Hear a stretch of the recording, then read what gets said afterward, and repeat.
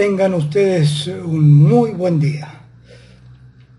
En atención a solicitudes de varios de vosotros que han requerido que aclare o que referencie más o incluso que amplíe ciertos datos sobre lo expuesto con respecto a Darwin en videos anteriores, trataré a continuación de cumplir con dicho contenido. Pero antes de comenzar, quiero especialmente remarcar algo que ya he dicho antes, pero pareciera que no me he expresado bien o no he sabido hacerme entender. Y esto es que en lo personal no tengo absolutamente nada personal, insisto, contra Darwin o con sus seguidores.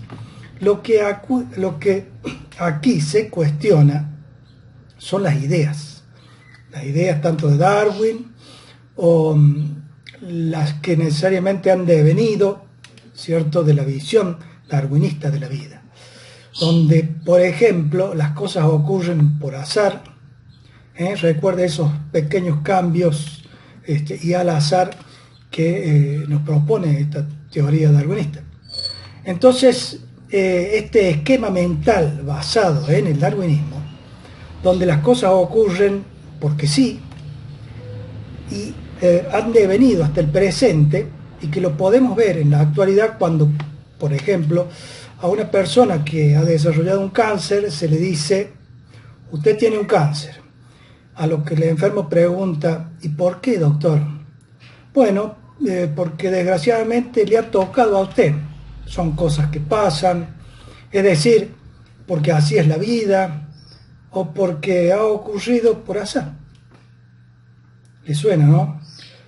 Una explicación, por cierto, muy poco científica, pero si en la base de la biología la evolución se basa en cambios al azar y donde recién luego interviene algo o alguien que es llamado la selección natural, y esa ya sí, actuando sobre ese azar previo, elige o selecciona, ya no al azar, ¿no?, sino premiando a uno, los más aptos, y castigando a otros, los menos aptos. Vaya teoría científica. Ahora les pido que agudice su intelecto y que se fije bien en lo que le voy a decir. El darwinismo vino a quitar del medio a la religión, es decir, vino a quitar del medio a Dios.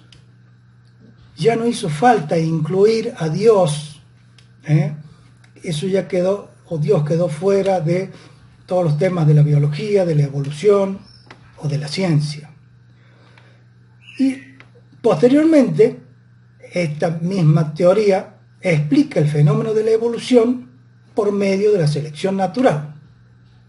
Selección natural que bien podría ser, si uno lo piensa un poco, Dios disfrazado de selección natural.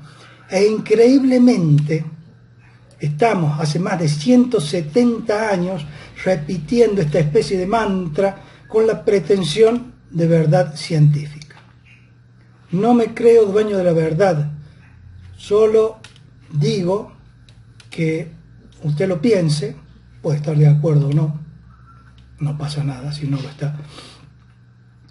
Entonces, decíamos que las ideas que han derivado a partir de Darwin, y luego las de sus seguidores, y en particular las ideas sobre todo de los defensores a ultranza de Darwin, siendo estos defensores, o mejor llamarle tal vez sus mentores, es decir, un grupo de personas, principalmente de origen anglosajón, que por claros intereses personales, ya sea de prestigio, o intereses económicos, o intereses de poder, o intereses de ir en contra de la religión, etcétera, etcétera, desde un primer momento y luego a lo largo del tiempo, y hasta el día de hoy, defienden esta especie de curioso culto de veneración a Darwin y sus ideas, y que casualmente sigue conviniendo a los intereses hoy en día muy notorios como sería, por ejemplo, la económicamente enorme industria farmacéutica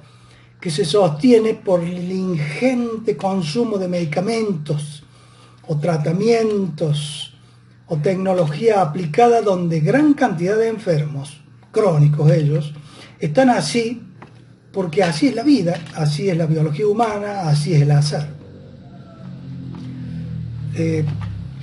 Es decir, que debido a la base teórica de cómo ver la salud en base a esta biología darwinista, y que, como digo, son enfermos que, como la naturaleza viene supuestamente fallada, y encima porque sí, y por lo tanto deberán consumir, como digo, estos enfermos por el resto de sus vidas, drogas y otros tratamientos que, aparte de ser sumamente caros, no los curarán de sus dolencias.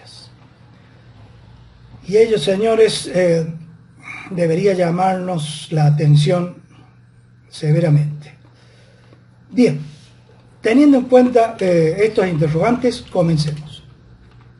Desde su nacimiento, la teoría darwinista tenía notorias lagunas, incluso reconocidas por el mismo Darwin. A saber, una, la selección natural, y dos, ese cambio gradual. Casi nada, diría yo, como lagunas, digamos, o ciertos problemas. Pero vemos el primero, el tema de la selección natural. Como escribió Darwin en su libro El origen del hombre, y que no suele ser este libro muy difundido, es de estos libros así que yo le llamo ninguneados, es decir, no mencionado mucho, y donde Darwin dice textualmente: pero ahora admito que en ediciones anteriores de Mi origen de las especies, probablemente atribuí demasiado a la acción de la selección natural o a la supervivencia de los más aptos. Antes, no había considerado de manera suficiente la existencia de muchas estructuras que no son ni beneficiosas ni dañinas. Y creo que esta es una de las mayores omisiones hasta ahora detectadas en mi obra. Charles Darwin, El origen del hombre. Y respecto a la segunda laguna de su teoría, respecto a este cambio gradual, otra vez el mismo Darwin escribió: pero ¿por qué, si las especies han descendido de otras especies mediante gradaciones insensiblemente diminutas, no vemos en todas partes innumerables formas de transición? ¿Por qué no está toda la naturaleza en confusión en lugar de estar las especies, como las vemos, bien definidas? Esto se preguntaba Darwin, ¿no?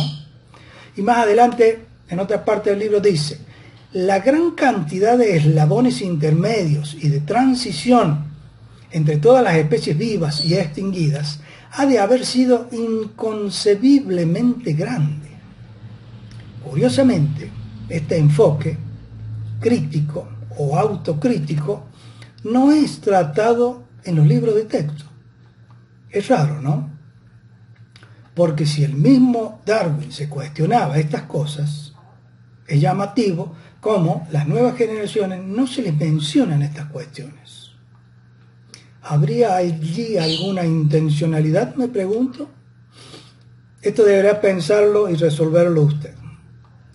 Ahora bien, estas cuestiones, si bien interesaron a Darwin, pasado el tiempo, pasado Darwin, y por obra de los seguidores de Darwin, que, como menciono en otro video, de la mano de Thomas Henry Huxley, formaron, entre otras cosas, el X Club con el objetivo de apuntalar y repetir estas verdades hasta imponerlas. Y para lo cual también, y pasando el tiempo, Huxley fundó la revista Nature, que ha servido hasta el presente a esos designios. Y a propósito de ello, y con respecto a la revista Nature, destaco especialmente un hecho actual que es muy llamativo, y que consiste en la publicación que realizó la revista Nature respecto al origen del coronavirus, publicación del 17 de marzo del 2020, donde afirma lo siguiente, y leo textual: es probablemente el resultado de la selección natural en una ACE2 humana o similar a la humana que permite que surja otra solución de unión óptima. Esta es una fuerte evidencia de que el SARS-CoV-2 no es un producto de una manipulación intencionada.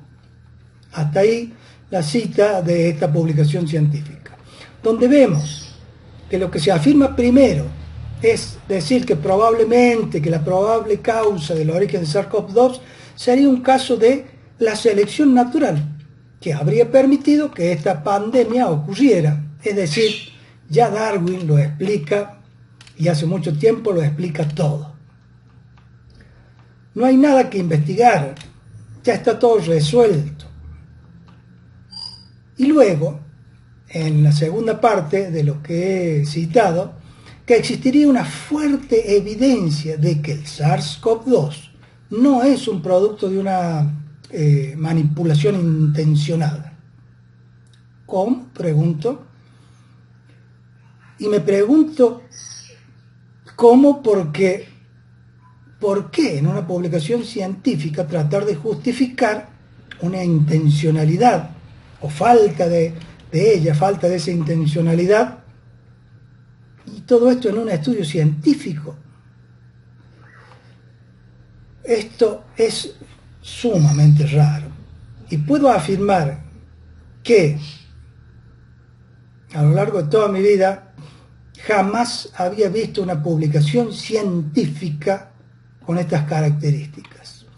Señores, esto último, pretender excusar de alguna intencionalidad, es tan anticientífico como publicar un paper o investigación científica para afirmar que hay una fuerte evidencia de que la Tierra es esférica y que no es plana. ¿Qué sentido tiene esto? ¿Hacía falta la aclaración en una publicación científica? En fin, en este nivel están los científicos que publicaron en Nature con respecto al coronavirus. Dejo una vez más sujeto a su criterio la evaluación de esto. Pero sigo.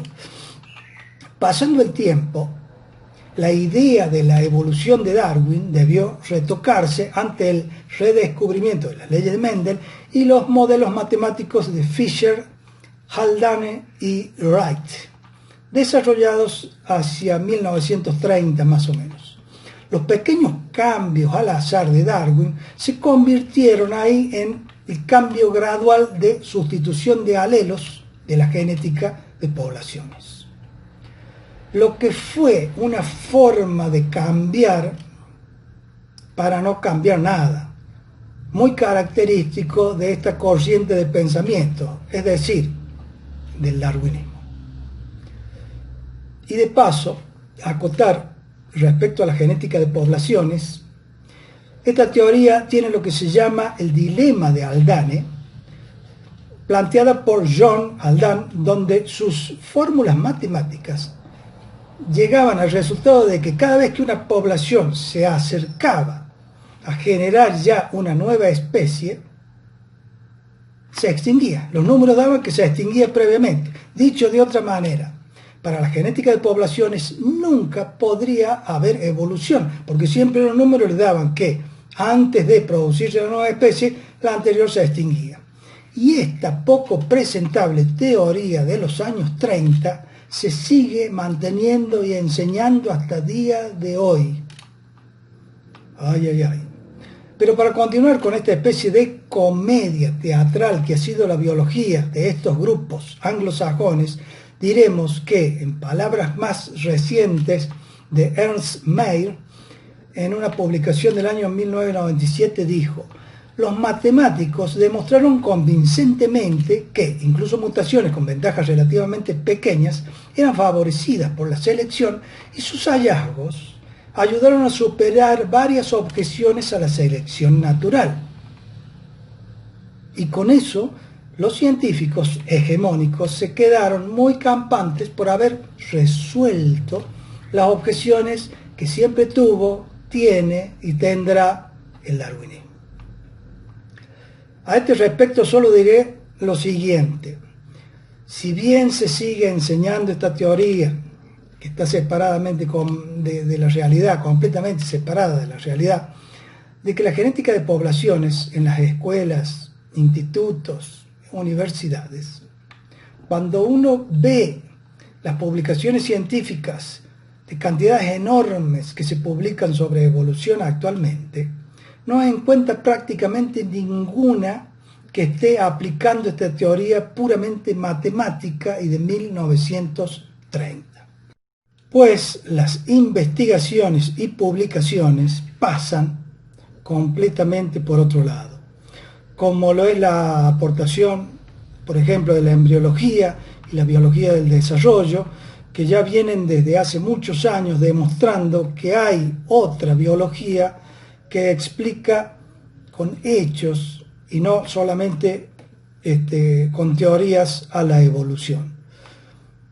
Con investigadores tales como Harrison, Weiss o Child, y respecto al cual tendré que tratarlo en otro video porque si entro por ahí me voy a extender demasiado. Pero continuando, llegamos en estos tiempos de la imposición de la genética de las poblaciones como la única válida, en esos años 1930, como les decía. Entonces aquí llegamos al sumum de la arbitrariedad en estos temas de la biología y de la evolución, sobre todo de la mano del genetista Thomas Morgan, quien llegó a impedir la publicación de los hallazgos de Child, pues para Morgan estos trabajos estaban, y cito textualmente, estaban pasados de moda y no eran buena ciencia. A tal punto llegaba esta soberbia, ¿no?, ya desde 1930, esta soberbia de estos científicos autodenominados dueños de la verdad en ciencia, ¿no? Una última apreciación sobre la genética de poblaciones, que por cierto no es el momento de desarrollar ni de argumentar, por lo que solo diré que cuando uno analiza en profundidad la genética de poblaciones, llega a la conclusión de que es solo eso, genética de poblaciones, pero no es evolución. La evolución es otra cosa, pues la evolución es la que intenta explicar, por ejemplo, cómo un pez llega a transformarse en un reptil, o cómo en un periodo como el Cámbrico ocurrió lo que se llama la explosión del Cámbrico, y donde en un abrir y cerrar de ojos aparecieron todos los grandes filums del planeta, y que no fue por pequeños cambios al azar, sino, como digo, de repente, sin cambios paulatinos, es decir, súbitamente aparecen todos los patrones corporales que han persistido hasta el presente.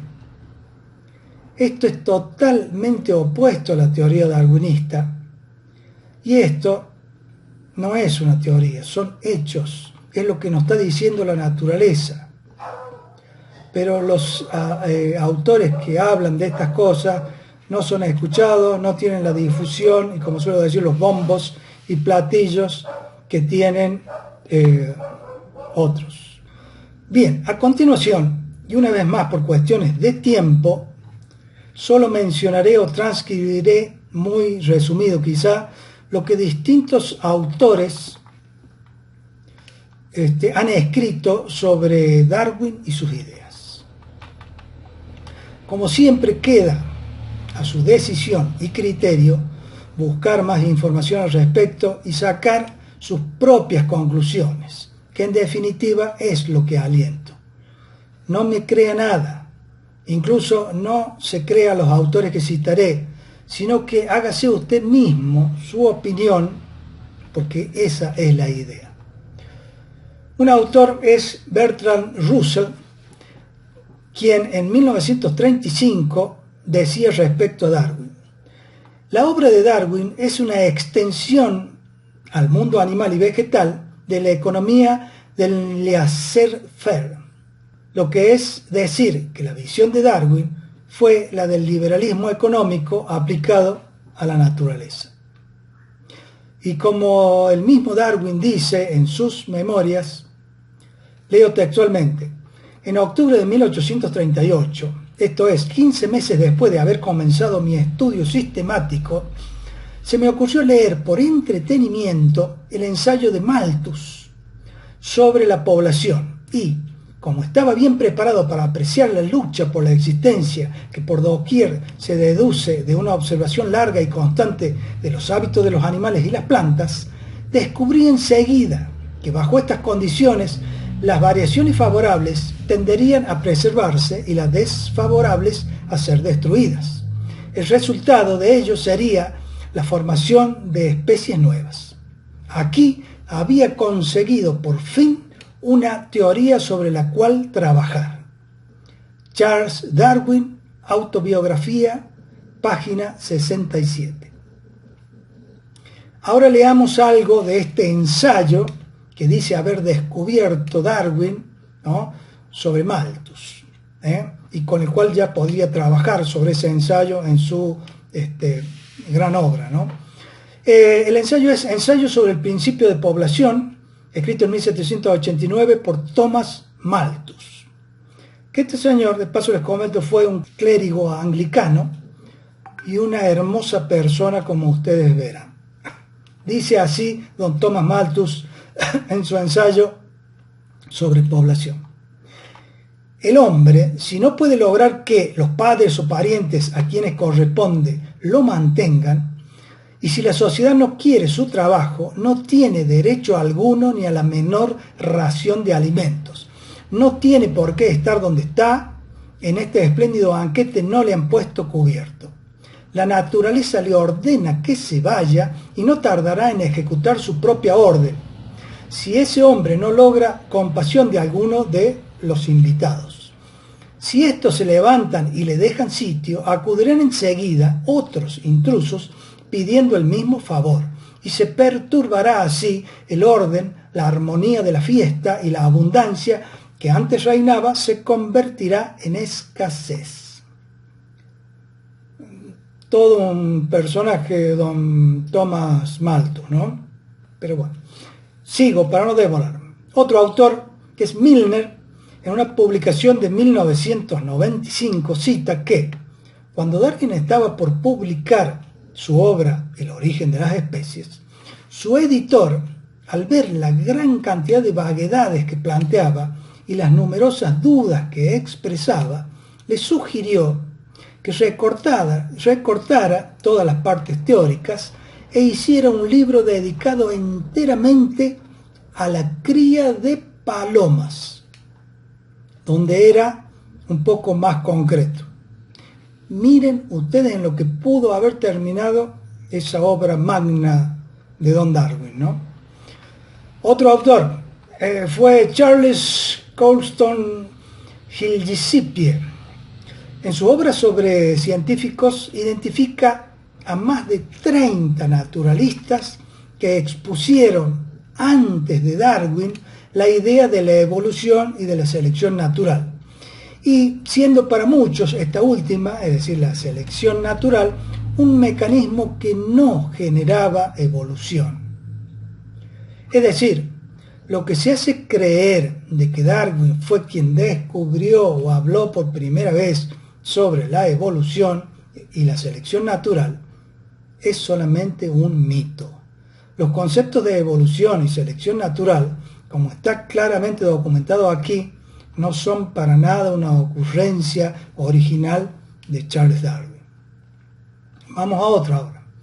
Un tal Paul Stratton dice así: Darwin buscó por mucho tiempo una teoría de la evolución por selección natural, pero finalmente abandonó la idea de la selección natural, y leo textualmente, pasando de lo sublime a lo ridículo. en su lugar propuso una teoría pergeñada por primera vez en el siglo V a.C. por el filósofo griego Demócrito, conocida como pangénesis. Es decir, una vez más las idas y venidas de las teorías de Darwin fueron la constante, y solo a posteriores sus mentores, interesados por supuesto, la unificaron como una idea única y sólida. Según Leon Harris, otro, y leo textual, Darwin no fue en efecto el primero en sugerir la idea de la evolución y de la selección natural. No obstante, una cosa es que los evolucionistas anteriores propusieran la idea y otra bien distinta que consiguieran convencer a los científicos. Otro más, y es don Friedrich Nietzsche, que escribía sobre Darwin en 1882. Y leo textual: alrededor de todo el darwinismo inglés ronda algo así como un aire pestilente de exceso de población inglesa, un olor a pequeñas gentes marcadas por la necesidad y la estrechez. Pero como naturalista debería de salir de su rincón humano, pues en la naturaleza no reina la necesidad, sino la abundancia, el derroche hasta lo insensato. Sin ser para nada un adepto a Nietzsche, no puedo menos que destacar su olfato, pues hasta el día de hoy nos encontramos con alguna por ahí sospecha que existen ciertos grupos con mucho poder, también apuntados como anglosajones también, que parecen ver que en el mundo no alcanza para todos y que habría que bajar la población. Lo dejo ahí. Otro autor que escribió sobre Darwin fue Sir Francis Galton, primo de Darwin y padre de la eugenesia, y que escribía en 1869 en el libro El genio hereditario. Las altas clases inglesas, decía, poseen la máxima capacidad hereditaria y por lo tanto el privilegio biológico de ser caudillos y dirigentes. Toda una bella persona este Francis Galton, todo un primor, ¿no? Sobre todo en cuanto a sus ideas.